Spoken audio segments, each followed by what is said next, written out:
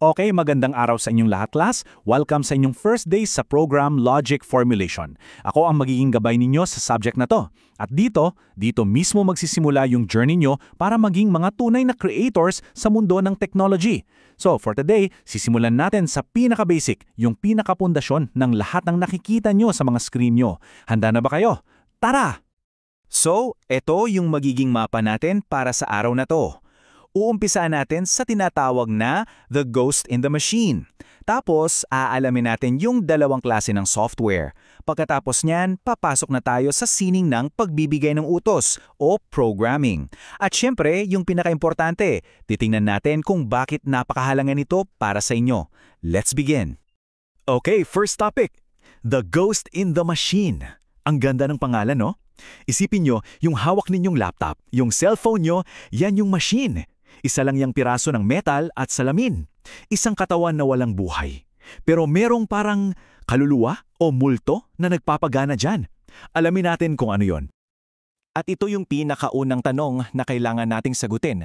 Ano ba talaga ang nagsasabi sa computer kung anong gagawin niya? Di ba? Paano nalalaman ng phone mo na kapag pinindot mo yung green icon, yung phone app ang lalabas at hindi yung Facebook? Hindi yan magic promise. May logic sa likod niyan. Ang sagot, syempre pa, ay software. Yan yung ghost in the machine. Yan yung kaluluwa. Kung ang hardware ay yung katawan, yung mga physical parts na nahahawakan natin, ang software naman ang utak. Ito yung set ng mga utos, yung instructions, yung logic na nagdidikta sa bawat galaw ng hardware. Ngayon, here's the thing. Hindi lahat ng software ay iisa lang. May dalawang malalaking kategorya yan. At bilang future IS professionals, kailangan yung ma-master ang pagkakaiba ng dalawang to. Ito ang dalawang magkaibang mundo sa loob ng ating mga computers. At ito na nga sila, system software at application software. Sa pangalan pa lang, parang magkaiba na sila ng trabaho, di ba? Tignan natin kung ano talaga ang pinagkaiba nilang dalawa. Umpisahan natin sa system software. Para mas madali niyong maintindihan, isipin niyo na ang computer ay isang malaking restaurant. Ang system software, sila yung mga staff sa likod. Sila yung chef, yung tagahugas ng plato, yung manager, sila yung mga nagpapatakbo ng buong operasyon behind the scenes para umandar lahat. Hindi mo sila direktang nakikita, pero kung wala sila, walang restaurant na gagana. At ang pinakasikat na example ng system software ay ang operating system or OS. Kilalang-kilawan nyo to. Windows, iOS sa mga Apple device, Android sa halos lahat ng ibang phone. Sila yung general manager ng computer. Sila yung namamahala sa lahat ng resources, sa memory, sa processor, sa lahat. Ngayon, yung pangalawang klase naman ay ang application software. Kung babalik tayo sa restaurant natin, kung ang system software ay yung kitchen staff, ang application software naman, ito yung menu. Ito yung direktang ginagamit at nakikita ng customer. Ito yung mga program na ginagamit natin para sa mga specific na gawain. Halimbawa, yung Microsoft Word para sa mga assignments nyo, yung Google Chrome para mag-internet, yung mga laro nyo sa phone, yung Spotify, lahat yan ay application software. Mga tools yan na may specific na purpose. So malinaw ba yung pagkakaiba? System software for behind the scenes, application software para sa atin, sa mga users. Okay, so gets na natin yung kung ano ang software at ang dalawang uri nito. Ngayon, ang mas malaking talong, paano ba yan ginagawa? Paano nabubuo ang isang software? Dito na class, papasok ang mundo ng computer programming. In the simplest terms, ang computer programming ay ang proseso ng paglikha ng pagsusulat ng mga utos na susundin ng isang computer. Isipin nyo, kayo bilang mga programmer, kayo yung magiging director, ang computer yung artista nyo. Sasabihin nyo sa kanya, okay computer, step 1, gawin mo to. Step 2, gawin mo yan. Kayo ang magdidikta.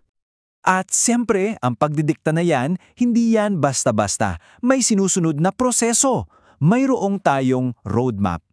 At ito na class, yung pinakapuso ng subject natin. Ito yung proseso na paulit-ulit nyong gagawin mula sa isang simpleng ideya hanggang sa isang fully working na program. So, makinig ng mabuti. So, ano-ano nga ba itong mga hakbang na to para makagawa ng isang software? Isa-isahin natin yung buong journey. Step number 1, and for me, ito ang pinaka-critical sa lahat. I-define ang problema. Bago ka pa man magsulat ng kahit isang linya ng code, kailangan sobrang linaw sa'yo. Anong problema ba ang sinusubukan mong isolve? Anong kailangan mong input at anong inaasahan mong output? Kasi kung sa simula pa lang, mali na yung pagkakaintindi mo sa problema, kahit gaano kaganda yung code mo, mali pa rin yung kalalabasan. Step 2. Planuhin ang solusyon. Okay, alam mo na yung problema, ngayon gawa ka ng plano. Parang arkitekto na gumagawa ng blueprint bago magtayo ng bahay. Dito natin gagamitin yung mga tools tulad ng flowcharts at pseudocode.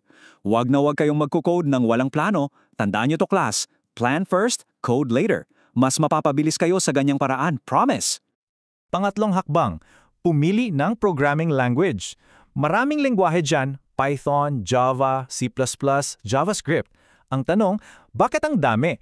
Kasi pare ang mga tools sa toolbox. Hindi mo namang gagamitin yung martilyo para maglagari, di ba? You have to pick the right tool for the job. May lengguwahe para sa web, may para sa mobile apps, may para sa games. At step 4, dito na yung actual na pagsusulat ng code. Ito yung itatranslate mo na yung plano mo, yung blueprint mo sa isang wika na maiintindihan ng computer. Kailangan dito super meticuloso ka. Sinusunod mo yung rules, yung syntax ng language. Isang maling tuldok o koma lang, pwedeng hindi na gumana yung buong program mo.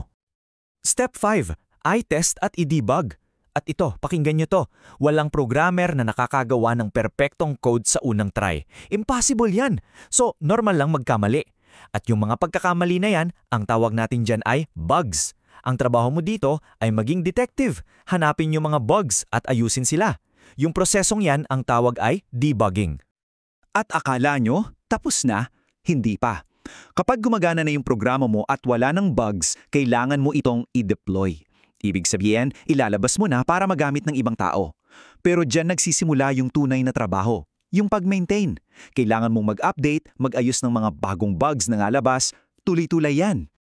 So, kita nyo yung buong hagdan? Yan ang programming life cycle. Mula sa pag-isip pa lang ng problema, pagpaplano, pag-code, pag-test, hanggang sa pag-release at pag-maintain. Paulit-ulit na proseso yan na pagdadaanan nyo sa inyong magiging career. Okay, so siguro iniisak nyo, Sir, ang haba naman ng proseso. Bakit ba ito mahalaga? Anong mapapala ko rito? Lalo na kung di naman ako sigurado kung gusto kong maging full-time programmer. Magandang tanong yan. Kasi class, ang pag-aaral ng programming ay hindi lang tungkol sa pag-aaral ng code. Tinuturuan ka nitong mag-isip sa ibang paraan. Hinihimay-himay mo yung malalaking problema para maging maliliit na piraso. Pinapatalas nito yung logical thinking mo at oo, pinapalawak nito yung creativity mo. It's a skill set na kahit anong karir pa ang pasukan nyo, sobrang laki ng maitutulong. And for our last slide, iiwan ko kayo ng isang tanong. Sa tingin ninyo, paano kaya magbabago ang mundo ng programming sa mga darating na taon? Lalo na ngayon, may AI na. Andyan yung cloud. Ano sa tingin nyo ang future? Pag-isipan nyo yan dahil kayo class, kayo ang susunod na henerasyon na huhugog sa future na yan. Okay, that's all for today. Thank you everyone!